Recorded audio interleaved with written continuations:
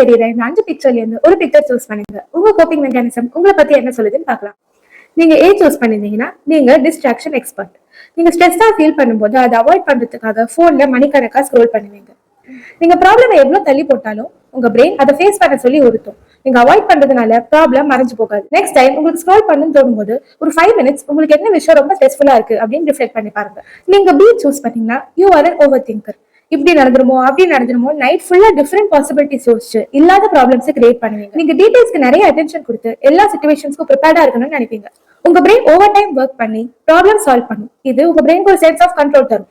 Next time நீங்க over think பண்ணும்போது இது நிஜமான ஒரு ப்ராப்ளமா இல்ல நீங்களே ஓவர் திங்க் பண்ணி கிரியேட் பண்ணிக்கிறீங்களா அப்படின்னு ரிஃப்ளெக்ட் பண்ணி பாருங்க. நீங்க சி சூஸ் பண்ணிருந்தீங்கன்னா நீங்க ஒரு எமோஷனல் ஈட்டர்.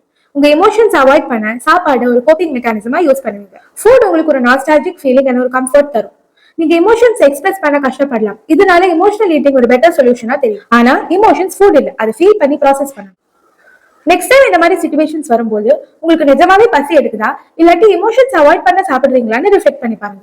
நீங்க டி சூஸ் பண்ணிருந்தீங்கன்னா நீங்க ஒரு ஜிம் வாரியர். நீங்க ஓவர்வெல்ம்டா ஃபீல் பண்ணும்போது வெயிட் லிஃப்டிங் இல்ல ஹெவி ஒர்க் அவுட்டை ப்ரிஃபர் பண்ணுவீங்க. ஒர்க் அவுட் உங்களுக்கு ஒரு மோட்டிவேஷனல் எனர்ஜி தரும். எக்ஸசைஸ் ஒரு நல்ல டூலா இருந்தாலும் லாங் டேர்ம்ல இமோஷன்ஸ் அவாய்ட் பண்றது ஹெல்த்தி இல்லை. நெக்ஸ்ட் டைம் நீங்க ஒர்க் அவுட் பண்ணி முடிச்சதுக்கு அப்புறம் ஒரு 5 மினிட்ஸ் நீங்க என்ன ஃபீல் பண்றீங்கன்னு நோட்டீஸ் பண்ணி அதை ரிஃப்ளெக்ட் பண்ணுங்க. நீங்க இ சூஸ் பண்ணிருந்தீங்கன்னா நீங்க தான் அந்த talk it out to therapist friend. நீங்க என்ன இஷ்யூஸ் வந்தாலும் உங்க க்ளோஸ் ஃப்ரெண்ட்ஸ் கூப்பிட்டு அவங்க கிட்ட பழகுவீங்க. உங்களுக்கு எமோஷன்ஸ் வெளிப்படுத்தி ப்ராசஸ் பண்றது யூஸ்ஃபுல்லா இருக்கும், விச் இஸ் குட். ஆனா லாங் டேர்ம்ல நீங்க மத்தவங்க கிட்ட வென்ட் பண்ணிட்டு இருந்தீங்கன்னா நீங்க அவங்க மேல டிபெண்டா ஆக சான்சஸ் அதிகமா இருக்கும். அண்ட் ஒரு ஸ்டேஜுக்கு மேல அவங்களாலையும் உங்களுக்கு ஹெல்ப் பண்றது கஷ்டமா இருக்கும். உங்களுக்கு தெரப்பி ஒரு நல்ல டூலா இருக்கும். ஒரு தெரபிஸ்ட் உங்க இஷ்யூஸ் நான் ஜட்மெண்டலா லிசன் பண்ணி அந்த சிச்சுவேஷன்ல இருந்து எப்படி ஓவர் கம் பண்ணலாம்னு உங்க கூட சேர்ந்து ஒர்க் பண்ணுவாங்க. அண்ட் நீங்க மத்தவங்க மேல டிபெண்டா இருக்க மாட்டீங்க. உங்க கோப்பிங் மெக்கானிசம் என்னன்னு கமெண்ட்ஸ்ல சொல்லுங்க. அண்ட் இந்த வீடியோவை உங்க ஃப்ரெண்ட்ஸுக்கு ஷேர் பண்ணுங்க.